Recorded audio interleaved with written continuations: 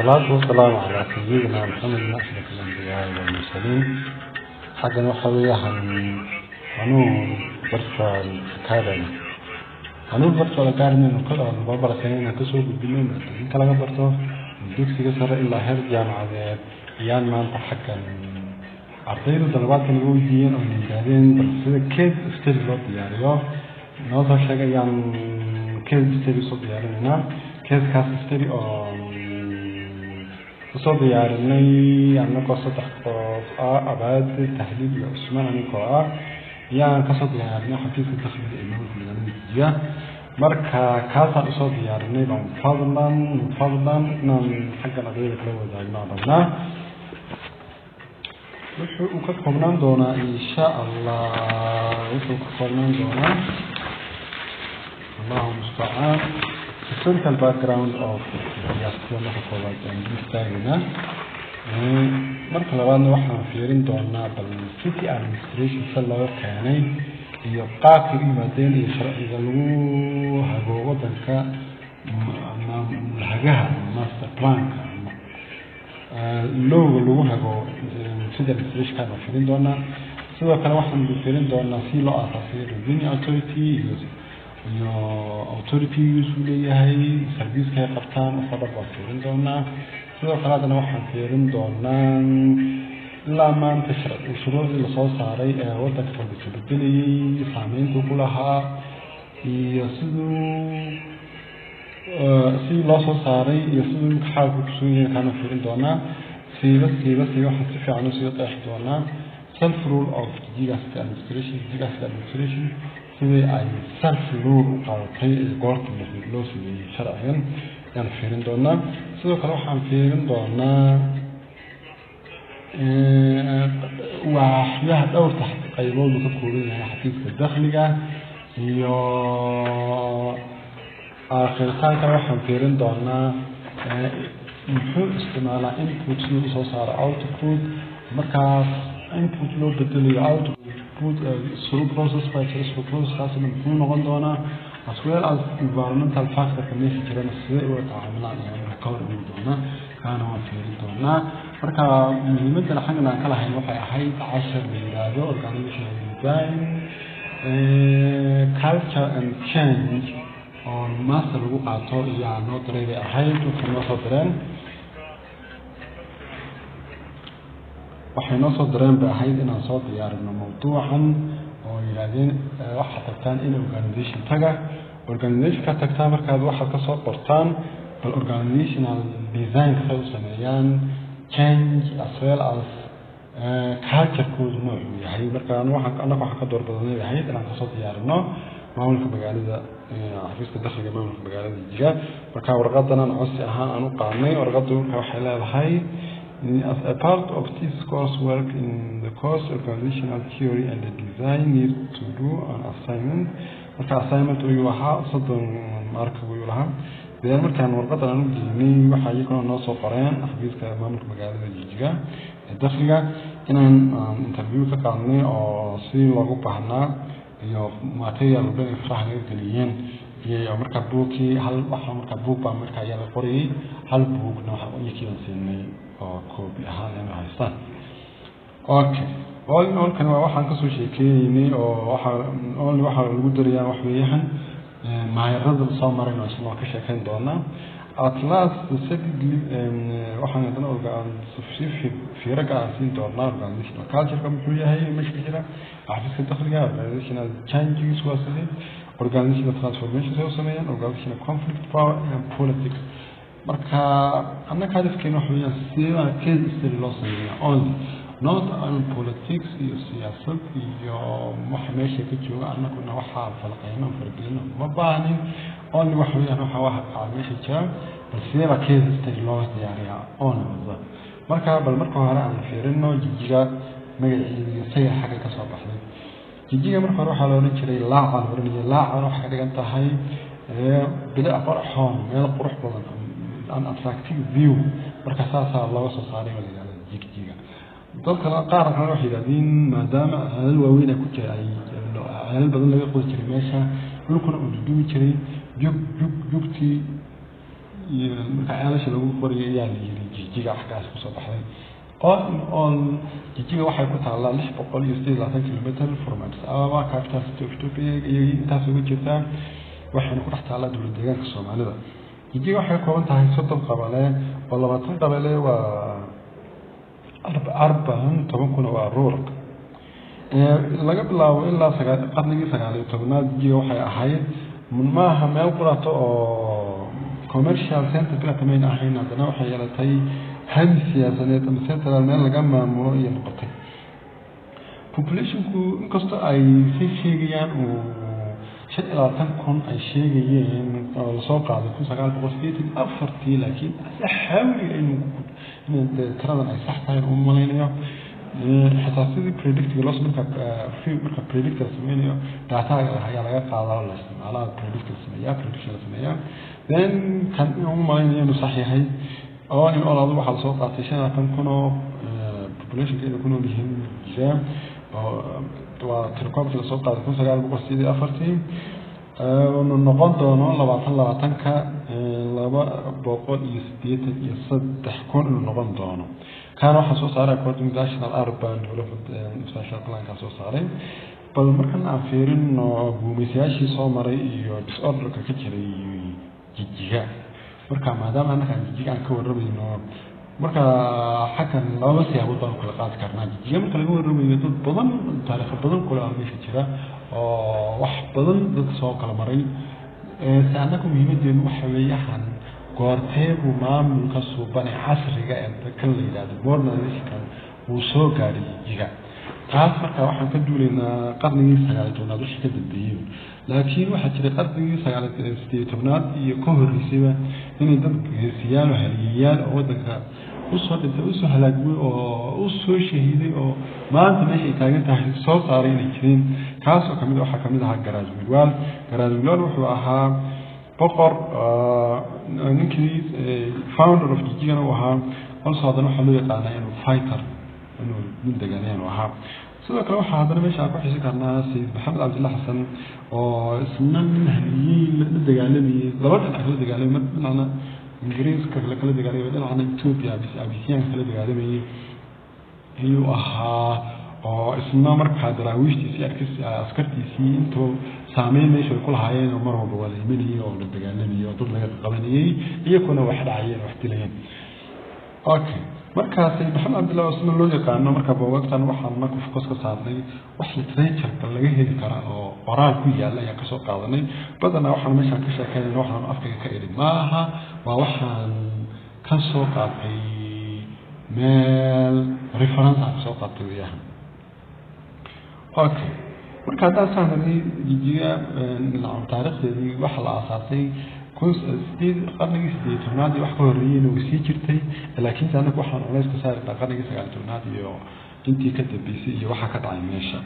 inta soo gaaray maamulka suuban ee loo yaqaano modern civilization marka saana meeshaan Sayyid Maxamed Cabdullah Xasan waa ninkii si haliyay oo laba dowladood quwad kala dagaalamayay marka center of the city taala jiyo lagu sameeyay sidoo kale muqdisho iyadana taala oo loogu sameeyay oo xaggan ka muuqataan waa iyaka kan meesha ka muuqday waxa weeyaan waa wiil waar oo loo yaqaano garaad xirsi faara xirsi oo isna ah ninkii boqorka bisha ka taliyay ee magaca jijiga ay maanta ku taagan tahay ninkii soo saaray ee meesha ku asaasay okay laakiin marka intaan ka tagno 1900 iyo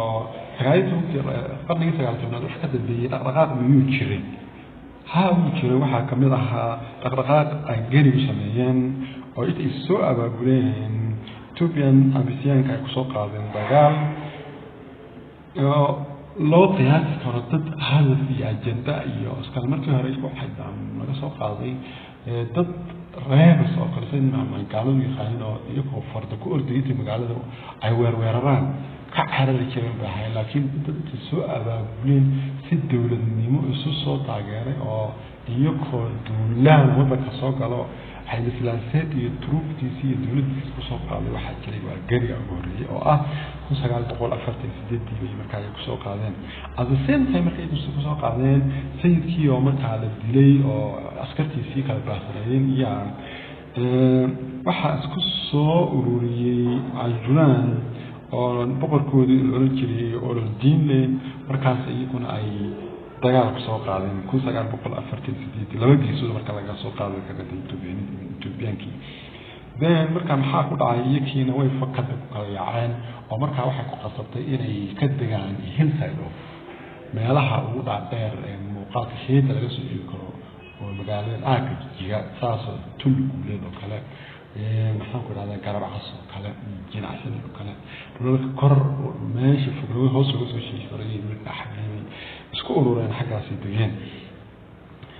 inkastoo dagaalku markaas socday siinda Anglo-Abyssinian military cooperation against the Dawes fighters diyaariyeen inkastoo ay dagaalkii ay jireen markaas jiga main ahayn kaliya tameel commercial center laakiin waxay ay nasiib u yeelteen noqoto meel laga haga in laga control gareeyo siyaasadda geyga aagaas waxaa soo qoray Faisal problem oo ku soo qoray 2014 ka soo qoray bal imkan aan fiirino waxyaalaha dadka taaban kara ee meesha markaa uu raadkaas iyo saameynta ay kaga tageen colonization-kan wuxuu ahaa matalan isku dugsigan sare waxaa la dhisay 1930 waxaa la dhisay in la yiraahdo takla xawaariyaad marka dugsigaas magaciisa loogu magac daray Luul Ras Makon Junior marka loogu magac daray oo loo dhisay hadafkiisuna uu ahaa ardayda qaangaarka marka qaangaarta in diinta ka dhasanta lagu wiciyo oo miyaa marka meesha hadafkooda marka loo joojiyay ahay sidoo kale ninkan takla xawaariyaad wuxuu sameeyay master plan-kii ugu horeeyay waddanka uu lahaan jiray master plan-kii uu sameeyay master plan-kaas oo loo yaqaano Great System Based Town Planning for jiga uu sameeyay kaasoo marka xudunta wuxuu uga dhigay faras magaalada waxay ahayd meesha ka madaradan goobada ku taalo iyo faras magaalada waxaa jirtay xaggaas oo xudunta uga dhigay markaas uu sameeyay ka dhigan tahay waxaan ku leeyahay master plan uu waxay sidoo kale hadana waxaan fiireynaa inta ka nagay bal Ethiopia guud ahaanba إن واحد نصعنا أنك وأمام مجال يصيلوا ساس يصيلوا سميه واحد نصعنا حفيظ مملكة مجال جاي حفيظ الدخل يعني شكرنا مركب مملكة مجال يصيلوا سميه كورتيل سميه توبيا مركب شيء يقول الرئي وحو أها إمبريا هذا ثلاثة وحو أود رب الصجو وكركع وكحيسته ومعمولة حتى تولو المجال كنت على سجع تواصل وصل مرقاته يسميه وسنترال جوفرمنت كنترول إنه يسميه بسكو سنترال جوفرمنت إن لجمع عمله مركا سيستم كاسوس يستون عليه مركا شيء وهري أهل صاري معمول مجال وحها كل صار كل سجال بقرأ فرقين اللبادي وكاسنا فدرس وحو سي سميني ون أودي سنترال جوفرمنت إنه يتواصل مع مشروع مجالوين كان بوسي حجيني ما كبعدي إمبريكا وحو سمين كري بقركو إنه مجاعة Minister of Interior فمركا يا وكيلنا يا Minister of Interior كل مركا محوس من كري لابد كان تبع أما ماير وعليه ودكورنا نحطه بس كودهان كذا لابد كان تبع واحد كمية هاي اللي هو أدس أبا وتكلمنا وقاندر لابد أنت كهوطن واحد لو نجري تاون أوفيسر مركا محي كل محي كده كان هاي لوقف إنه مركا Interior Minister كيو وكيلنا Interior Minister كان محوس من لوقف أو ماير أو مدنا تساوي من قاندر وأي مركا صدر جري نصاصة سنتر كانت مركا لقى ممنوعين هو كلام قالوا كانوا قدام حامر قالوا رجلي تاون أوفيسر بمركا كانوا سنتر جري لكن كل سجال بقول أفرتني شنتي يا اسمت الباقع وحال شرعي وهري واحد سني municipality إلى ماشي يسوقران معناها تاون أوفيسر كي أمريكا قالوا يجي كلا إياه أمريكا وحي أود ويشاء ما يرعي وقرأ ويرد أمودان أو يرك عن لكن ما يرنا لجمع دينه وحلا جدي municipality township من طلع جدي يقع بقول إيه شن مجالو إياه أمريكا لو كلا تيجي قادر وحلا جدي municipality كلا جدي قادر township township يلا جدي markaa jijiga nasiib darro waxay noqotay municipality umayna awoodin waxay noqotay township 9 sano ka bacdi imperial government issue relatively markaa muxuu soo saaray sharci ka yar fiican kaas soo saaray taas oo ah 1954 Charter of City of Addis Ababa soo saaray macnaha Addis Ababa inay maamul gaar ah yeelato oo dadka meesha degan isku maamulaan oo iskood wuxuu u maamushaan inuu markaa uu sameeyay hase yeeshee كون سي ودين waxa isbedel wadankii ka dhacay waxa xukuumad kala meesha qabsatay oo leedahay laga bilaabo 1974 ilaa 1991 marka iyagoona wax la taaban karo oo sharci ah misba maamulka suuq aan waxba ku soo kordhin only 1975 marka la mariyay ownership of urban land and the extra house proclamation ila soo saareen oo nin walba aqal area leh in uu dawladda guriga ama hantidaas ku soo wareejiyo saamka uu ogsoontiin taqaanin Cabalas House marka barigaas ku mid 1975 كبعدي كون سجاعي تمت صدوي سمرتي باي ساو هيين بدل بماشي كتاعي بي ار دي فورت شرفتي بي ار دي فورت كيوت قصتي بي انه حيسور نقطي 4 سنه او ترانزيشنال بيريد او لو حكم الشارتر اوف اثيوبيا الحكوميه سوسايتي انت شارتر اوف اثيوبيا waxa كل waxa فدوري افر لباتن شارتر بماشي ku qusuciya rules and the principles laha taas oo chart article labaad uu sheegay in nation and the nationality and people to self-determinate nationalities and the people to self-determination inay qowmiyad walba iskeed isku maamusho yaa markaa meeshii lagu soo dhaxtaray charterkan afar markaas ayaa maxay yiri markaas dawladda deegaanka Soomaalida la aasaasay ka dhigantay right then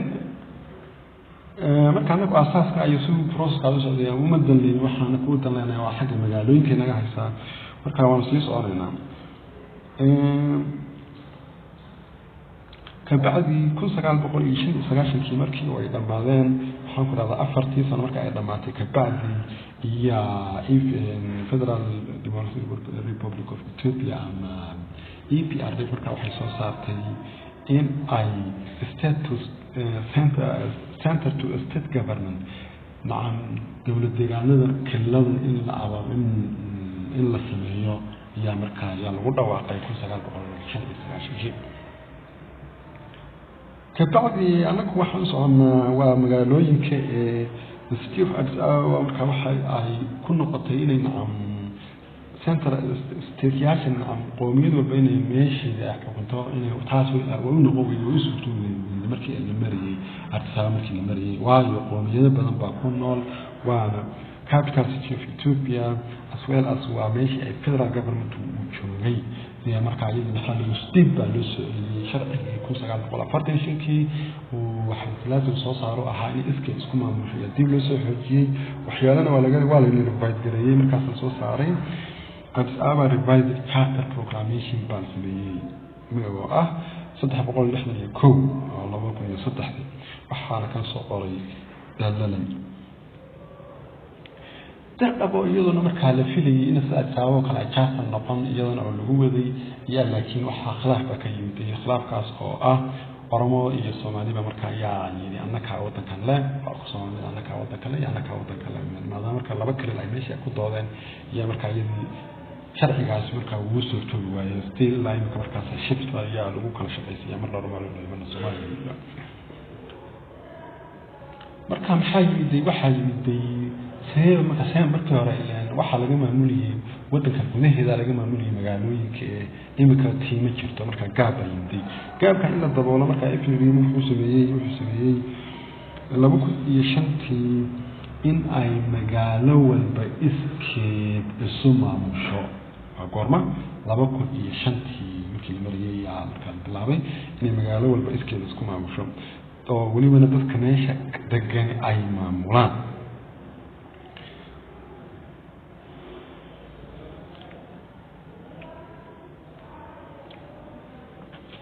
saa markii taa la yiri 2005 ka bacdi maxaa abuurmay maamulka magaalada ee Jigjiga yaalla asaasay ka dhigtay kaas oo lagu aasaasay dhowr hadaf soo lahaa mar walba markuu joogo waqtigiisa waxba laga soo bedelay laakiin kan ugu dambeeya oo ah visionkiisu tusii Jigjiga sidkan inay Jigjiga ay noqoto meel nolol ku habboon oo service walba laga heli karo oo investoraduna aad u dheerigeliyay in la waa visionka meesha yaalla missionkiisu wax weeyaan tusii sidii furmeel nolol ku habboon well developed residential neighborhoods iyo dad jaar wadaag deris wadaag wada ay ku wada nool yihiin oo dhaqaale fiican leh oo aad u bilac fiican oo meel laga maamulo dhammaan dowlad deegaanka ah in ay noqoto markaa hadafkeeda kan markaa ay dowladda lagu soo aasaasay maamulka magaalada Jigjiga saas aragtaan kan meesha ku soo muuqda lagu soo doonayo waa xafiiska maamulka magaalada Jigjiga ee haatan قد إمكان أن أدب نقول أن صافر إنه ما يردي صام عملي إلا إمكان من بالله إلا إمكان شو ذا إنك استأجر بديه وحن صاق علينا أنت هو الرئيس ومسي أنك صارت حلي إياه كان ما أنت وتنبيه لأنه مدور بين نعيشك وقت بدون بيقال الإنسان وصلنا فيديو كارك صوت من دونا ninkii ugu horeeyay oo loo soo magacaabay wadanka inuu maayo ka noqdo uu meesha isku hagaajiyo isku dabarido wuxuu ahaa nin Yemen Ethiopia ah oo la oranayay Xaaji Cabdullaahi Taahir ama Xaaji Cabdullah Taahir yalla kulba sida loo yaqaan Taahir iyo Taahir isku haya in case Xaaji Cabdullaahi Taahir ama Taahir bal yiraahdaa kaas ninkaas ayaa central government laga soo magacaabay 1896 oo isna markaa u dhahaysay jiray ka soo horjeeday daawiishta oo system yaro sida all of kale askarta intuu joogo wadanka uu waardiin jiray magaalada Jigjiga 1917 markaan sheegnay waa ninkii iskuulkii dugsiga sare dhisay ee oo la oran jiray taklafi tawrari taklahawaariya taklamariam oo isna ah nin aad xiriir u leh oo nacam qabiilkiisa ama ehelkiisa ah ninkan boqorka Xamsilaase ayaa loo soo magacaabay inuu noqdo maarkii wadankaasi ama city governor inuu noqdo ninkan markaa isagoo nin ruushana qaaday ruushku geeyay markaa ruushku ku soo bartay ahayd wixii soo dhan ninkan markaa maxal sameeyay inuu sameeyay waxyaalo badan uu sameeyay takoobaad uu sameeyay iskuulkii aan go'dooda sheegaynay dugsiga sare ka isaga soo sameeyay master plan-kii magaalada ninkii ugu horeeyay isaga ninkii dhigay uu ahaa takala labaad constitution Ethiopia dastuurka Ethiopia ninkii ugu horeeyay qoray 1931 isagu ahaa laakiin mowqifku ka aaminsanaa maadaama diinta xagga diinta ku xalaal u ahaa oo dagaal badan ay ka dhaxaysay xagga Soomaalidan wuxuu dastuurkiisa ku soo qaaxay inay yihiin Soomaalidu non-believers or Somali Armani ku soo qori jiray marka isna markaa dadkiisu wuxuu ahaa in school age to Christianity uu bedelo waxa soo qoray Faisal Roble 2004 ku soo qoray ka bacdi 1960 girmaama inawaay nadiidaado yaa oo lagu ganaaxay inuu nacam adsaab uu joogi karin uu toos maayo ka noqdo ganaax ahaan ba markaa Jigjiga loo keenay marka intii ka faa'iideystay wuxuu sameeyay qabaylada Soomaaliyeed ee leeshiyay dad badan oo la suri rabay oo qaarna daraawiishtii askartoodii ahaayeen qaarna kala loo soo qabsaday iyo markaa iska fasaxay marka taas maxay keentay in dhaqaale badan oo aad loo soo ururiyay aad badan oo Soomaaliyeed ay ku soo taageerayaan tii markaa ayuu la yimid markaas uu kula dooday حدث إن الصوماليين أي وطن كجسنيين أو يهين أو يتط أي مثل كرا إسكنوا نولان كرين أي يهين لكن تي ولا قاعد بالواي ما في قاعد بالواي أنتي أنتي وهذا تسكو أبا بقولك سريع ولكن انقلاب بكسرين ربين لكن والله قفطر أو public هذه بالله دلدلي كل سجال بقول لحد يكوي ما دام يسووا لكن يدل له فصحي سجال مشي في كذا كذا طحي من كاسي مركز Soomaalida aad weynaa waxa la qoray Faisal Roble 2010 qoray marka imkaan marinay Jigjiga City Administration waxa ka noqday Engineer Shafi Ahmed Macallin yaasna ka noqday oo kasii horeeyay engineer Ziyaad Cabdi ka sii qaaday ahayd marka xafiiskiisa wuxuu ka kooban yahay maadaama ismaamul gaar ah leeyahay nooc walba xafiis min caafimaad ilaa biyo ilaa wax walba la sportka dhalinyarada intaba uu leeyahay oo uu kuna jiro xafiiska maxaan ku raadaaye dakhliga aan meesha ka sheekeynayno maanta muuqaalka magaalada markaasana maanta bilowday ay tahay kana waa injineer Shaafi Axmed Macalin okay maalin oo waxaan soo soconay waxaan gaarnay sidii loo aasaasay maamulka magaalada Jigjiga xafiiska dakhliga marka waxaa lagu aasaasay regulation la yiraahdo Sodon bayaanka la yiraahdo Sodon 2016 tartigiisu yahay kaas oo hadafkiisu uu yahay in dakhli la ururiyo iyo in la jaangoyo taariifka dakhliga marka xafiisku wuxuu ka kooban yahay xafiiska dakhliga wuxuu ka kooban yahay qayb dakhli ururina qayb tax enforcement compliance audit revenue assessment and administration finance registration and permit human resource information technology and archive qaar kale oo meeshaan ka soo jiraan marka waxaan kan yaraan rabaa inaan ka yara qeexo Xuseen aan waxna xogaan u helay xogta waxaan ka helay ahayd through interview and methodology wuxuu ahaa interview aan ka qaadno oo haddana ayna siiyaan xog baarin dokumentiyo kale ay noogu deeqaan takala aadna secondary data ka soo ururinay kaas oo soo ururinay expertiyaasha meesha xafiiska iyo anagoo isticmaalina proclamation research journals documents as well as internet kana ku isticmaalina ka soo ururinay okay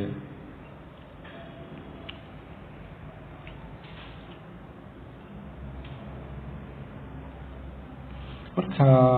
roolka uu taagan yahay xafiiska dakhliga wuxuu yahay xafiiska dakhliga wuxuu taagan yahay inuu u noqdo wakiil dawladda ka tirsan kaas oo u saabsan inuu dakhliga maareeyo uu soo ururiyo iyo inuu jaangooyo intaas markaa meesha hadafkiisa koowaad roolkiisa uu meesha u joogay waa inta service-ku isagu bixiyo waa sidii service-kiisa isagu bixiyo wax weeyaan dakhli ururin dakhli inuu jaangooyo iyo inuu ganaaxo inuu permit cashuurta inuu bixiyo information technology compliance and the human resource finance archive waa hawlaha service-ku isagu qabto value marka uu soo kordhiyay uu jirtaan ma uu soo kordhiyay wax weeyaan in uu city inhabitant iyo investorada uu garab istaag noqdo oo lacagta soo ururiyo uu bixiyada u baahdaan lacagta u baahdaan isagoo lacagtii dhiibaya uu garab qaba marka taageerinta weyn iyo booskaas u haya wuxuu input ku sameeyay output soo saaraa input ku sameeyay wax weeyaan shaqaalaad tayaale oo tababaran iyo technology iyo information soo intaas ku adeegayay input kaas gelinaya process ku sameeyaa collection and recording taxpayer information assessment and calculating tax on issue tax bills markaas wuxuu xasna soo process ku sameeyaa ka bacd output wuxuu noqonayaa inuu dakhli soo xareeyo inuu report soo diyaariyo iyo inuu record gareeyo then xagga xajareeyay process kaas uu socdo waa in qasab ay tahay environmental factors waa in la maareeyaa taas oo ah economic condition in the life nolol maalmeedka dadku magaalada waa sidee governmental regulation sharciga wadanku ku dhaqmiyay waa noocma teknolojiyada kulbacsiga soo baxaysa waa in la jaanqaadsiiyaa iyo competition from other revenue officers they can tartarkaan isagoo fiirinaya waa inuu soo sameeyaa marka caqabadaha jira caqabado meesha ayaa ka jira caqabadaas sidee buu markaa ku maareyn karaa caqabadaha jira meesha problemka ka soo jira waxa weeyaan small tax space oo meesha jira poor documentation baa ka jira incomplete tax coverage baa ka jira difficulties with tax assessment baa ka jira the assessment procedures are not based on standard or objective yardstick weeyaan the system heavily relies on the judgment of tax officer nun basket jagooniyo wuxuu ku jagooniyo suu jagooniyo la garanin taxpayer are treated inconsistency dadka marka ay saacadaas ay timaadeen iska gooynayaan mar quraata ma wada gaaraan magaalada ma wada gaarsiin marka meesha ma cadaalad dariiqa markay ban soo qaarna inay hoos ugu noqoto qaarna ay samada ugu talada dhici karaan marka in la kala qaybiyo hadana categorization of taxpayer kaasina la sameeyona qalab baasna ka jira collection and efficiency lacagta soo ururin lahaa asweel asiir qaybtii noo soo ururin lahaa iyadana waxa ka jira lack of enforcement mechanisms, weak human resource in tax administration, wrong revenue estimation in the first stage, lack of ownership of taxpayers, outdated tariff debate, iyo maanta xaggaasaan ku joojinayna inta kalena maana kana insha Allah kasoo wadana asalaamaaleykum